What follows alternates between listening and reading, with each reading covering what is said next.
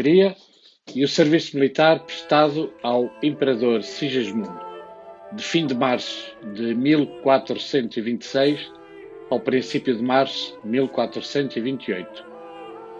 No Império serviu Sigismundo nos difíceis e gelados invernos da Roménia, na região do rio Danúbio, que na altura funcionava como fronteira entre os turcos, a sul, e as forças cristãs do imperador, a norte do rio. Contacto com Pier Paolo Vergerio, possivelmente em Buda. Na Hungria, conheceu e contactou com Pier Paolo Vergerio, que foi depois secretário de Sigismundo. Mais tarde, já no reino, Dom Pedro encomendou a Vasco Fernandes de Lucena, o grande humanista português da época, a tradução para português do livro De Ingenuis Moribus et Liberalibus Studiis, acerca dos costumes locais e estudos liberais do humanista húngaro e seu amigo. A rotina e os passatempos de Dom Pedro neste período. Durante o serviço militar prestado a Sigismundo terão sido, basicamente, os combates, a leitura e a filosofia, mas também a audição de contos locais.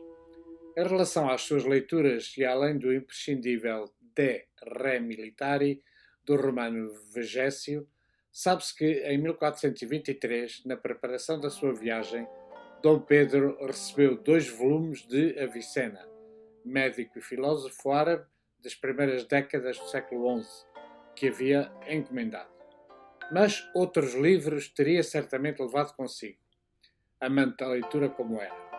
Digno de nota, entre as histórias ouvidas, o relato que Sigismundo lhe fez da chegada à Hungria de um grupo de ciganos vindos do leste Ásia em 1417. Falavam uma língua estranha, eram perseguidos pelos muçulmanos e diziam que vinham da Pérsia e da Índia. Sigismundo dera-lhes um salvo-conduto de passagem para o Ocidente. Mais uma referência que o infante jamais esqueceu e que se vinha juntar às notícias que já colhera das comunidades nestorianas na Ásia e na Polónia. Os 2 anos passados ao serviço do imperador Sigismundo.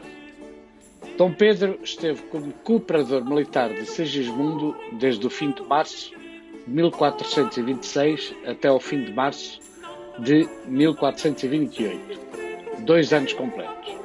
Como primeira missão, foi enviado como colaborador do Duque de Áustria, genro do imperador, que comandava o esforço de guerra contra os hereges hussitas da Boêmia, atual República Checa, certamente a partir de Praga, a capital.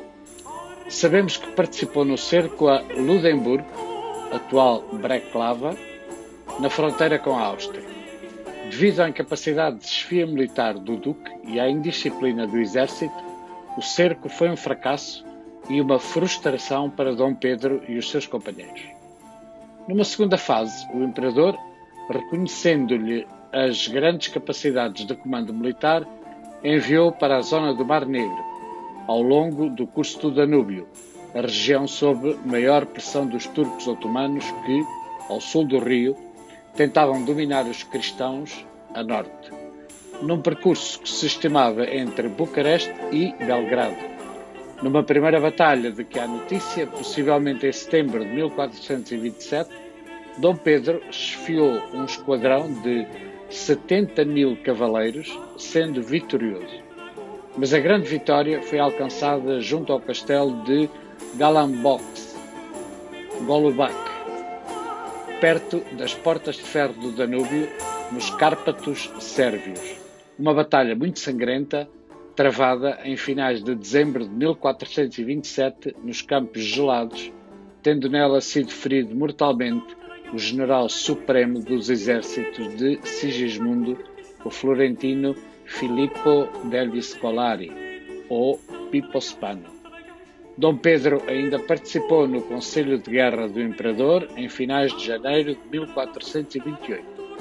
Depois regressou a Buda para preparar o regresso.